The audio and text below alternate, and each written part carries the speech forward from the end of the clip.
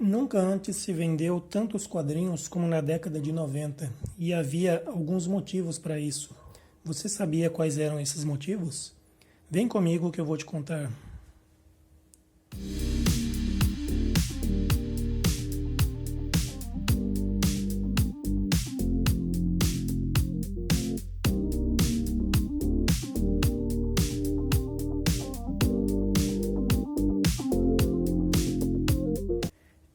E aí galera, beleza? Sejam bem-vindos a mais um vídeo do canal Edição Numerada. Eu sou a VG e nesse vídeo vamos falar sobre a história da Image Comics, a editora que sacudiu o mercado de quadrinhos nos Estados Unidos na década de 90 e também veio causar impacto aqui no Brasil. Em 1992, houve uma verdadeira explosão de vendas de HQs nos Estados Unidos, e principalmente pela editora Marvel, que liderava todas as listas de mais vendidos. Nessa época, abriam-se comic shops, que são lojas especializadas em vendas de quadrinhos, praticamente uma em cada quarteirão. Mas os responsáveis por esses recordes de vendas não eram os enredos das histórias. Os astros não eram os roteiristas. Os astros da vez eram os desenhistas, que com suas artes de grande impacto visual e super detalhismo no traço, levavam os fãs colecionadores à loucura. A garotada ficava alucinada com os desenhos impactantes desses artistas. E os maiores responsáveis por essa nova onda eram 7 artistas que trabalhavam na Marvel e eram responsáveis por 7 dos 10 títulos de HQs mais vendidos no mercado,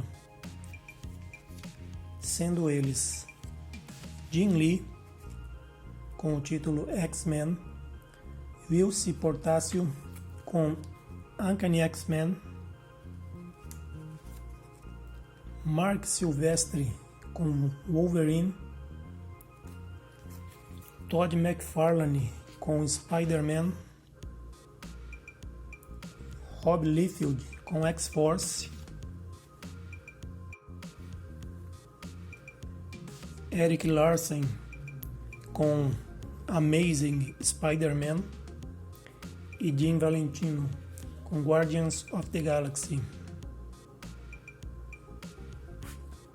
E com um estrondoso sucesso de vendas, os artistas queixavam-se com a Marvel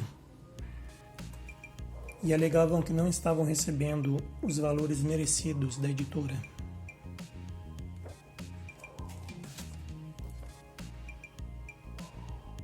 Em 1990, a edição original deste título do Homem-Aranha nos Estados Unidos, escrito e desenhado por Todd McFarlane, vendeu um impressionante número de 2.500.000 cópias.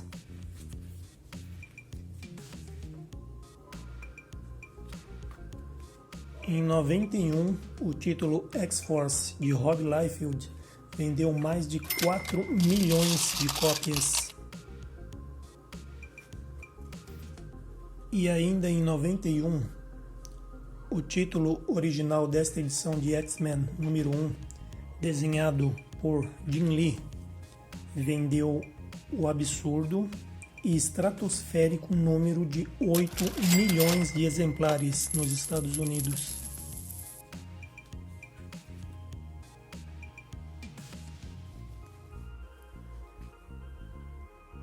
Indignados com essa situação, os 7 artistas resolveram dar um basta e, numa atitude de protesto e de certa rebeldia, reuniram-se e demitiram-se todos de uma vez. Com essa união, resolveram eles mesmos criarem a própria editora e serem donos de suas próprias criações. De início, eles criaram a Image Comics como um selo editorial pela editora Malibu Comics para publicarem suas criações, que seriam produzidas pelos novos estúdios dos artistas. Wildstorm, de Jim Lee, Extreme Studios, de Rob Liefeld, Top Cow, de Mark Silvestri, McFarlane Productions, de Todd McFarlane, entre outros. Em abril de 92, lançaram o primeiro título, que foi Youngblood, de Rob Liefeld, e tinham a estimativa de vender 300 mil exemplares. Essa primeira edição vendeu impressionantes 1.500.000 exemplares.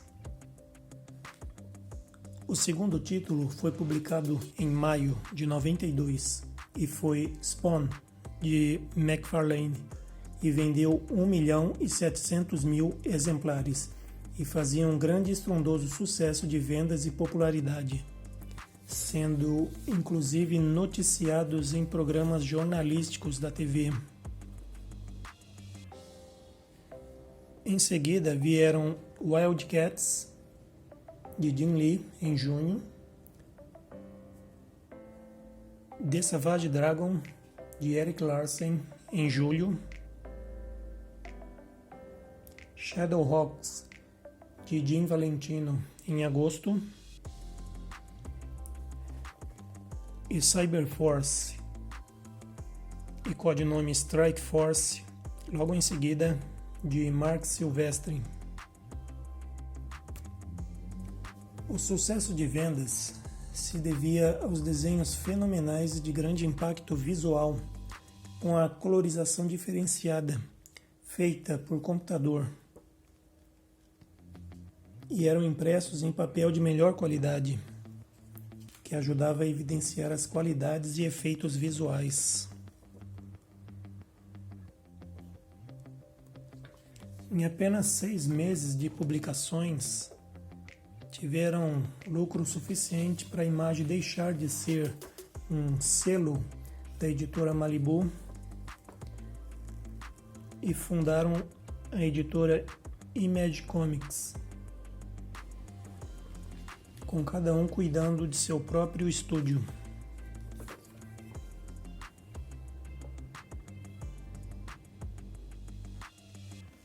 Com a explosão de vendas e preferência do público leitor de HQs por esse material, as editoras Marvel e DC, que sentiram o impacto na queda das vendas, tiveram que correr atrás do prejuízo e modernizar a qualidade de impressão e colorização dos seus títulos.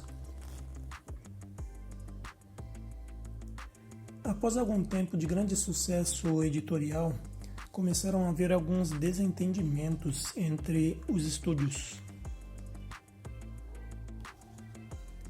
E Mark Silvestri foi o primeiro a se afastar depois de atritos com Liefeld,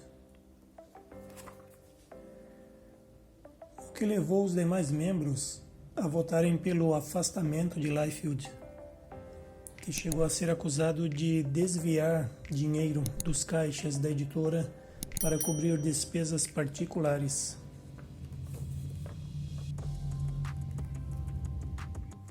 E também acusaram ele de plagiar personagens dos outros sócios, além de tentar roubar, entre aspas, talentos, os profissionais que trabalhavam no estúdio de Silvestri. Em 96 houve a vinda das publicações da Image para o Brasil. E, embora numa escala bem menor que nos Estados Unidos, também causou grande impacto no público leitor de quadrinhos. Os diferentes estúdios e personagens foram negociados entre as editoras Abril e a editora Globo. E as editoras investiram pesado nas publicações, visando manter a qualidade original, que era a principal responsável pela diferenciação das HQs que tínhamos até então. Foram mantidos o tamanho em formato americano como padrão, porque na época somente se usava esse tamanho para séries e algumas edições especiais. Papel couché de boa qualidade na impressão, o que era um diferencial enorme em relação aos gibis mensais, que se usava o papel tipo jornal, e edições de história única, com somente o personagem principal do título, e não como era costume aqui, nos formatinhos de ter 3 histórias de 3 personagens diferentes por edição. Para a garotada que teve a oportunidade, como eu, de acompanhar essa transição, foi uma sensação única, que dificilmente vai se repetir. Infelizmente, nessa época eu tinha que optar quais títulos eu iria adquirir, porque era impossível acompanhar todos e ainda manter as coleções da Marvel e DC que eu já acompanhava.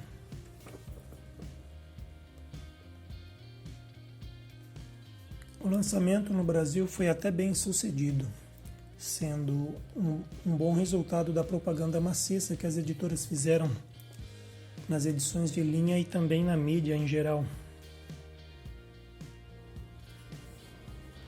Inclusive em grandes cartazes de banca que chamavam muito a atenção, mas infelizmente nossa difícil realidade financeira na época contribuiu para essa curta duração das séries da Imagem no Brasil. Os títulos da editora Globo, Wildcats e Gen 13, foram publicados até o número 15, sendo depois adquiridos pela editora Abril, que seguiu lançando um novo título, Gen 13 e Wildcats, juntos numa mesma edição e em papel jornal de qualidade inferior, o que descaracterizava totalmente a essência de uma HQ da Image. E essa publicação também teve uma vida curta, durando apenas 12 números.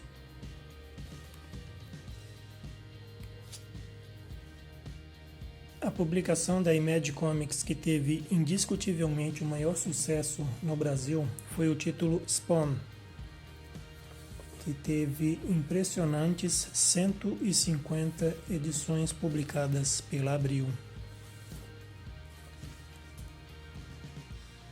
Nessa mesma época, em meados de 96, Jim Lee e Rob Liefeld retornaram para Marvel para produzir a série Heróis Renascem, que trataria de dar uma nova visão sobre a origem de alguns personagens. O Capitão América, Vingadores, Homem de Ferro e Quarteto Fantástico. E isso criou um clima ruim entre os sócios fundadores da Image, porque todos haviam prometido nunca voltar para a Marvel. Em 99, Jim Lee, um dos sócios fundadores originais, vende o seu estúdio Wildstorm para DC Comics e acaba saindo da Image. No início dos anos 2000, restavam apenas 4 dos 7 fundadores originais. Will C. Portacio, que foi um dos fundadores originais, não atuou efetivamente nas criações durante o primeiro ano, devido ao falecimento de sua irmã, e teve que se dedicar a resolver problemas pessoais. Restavam apenas Eric Larsen, Todd McFarlane, Mark Silvestre, que acabou retornando após o afastamento de Liefeld e Jim Valentino.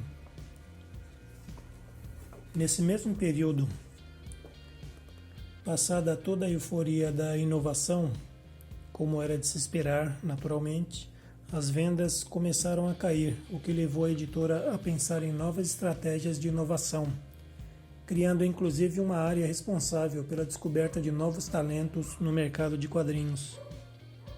Surgindo assim novos títulos muito elogiados pelos leitores, títulos esses que abordavam outros gêneros que não só super-heróis, como o grande sucesso The Walking Dead e muitas outras excelentes obras autorais de artistas de outras nacionalidades que não só americanos.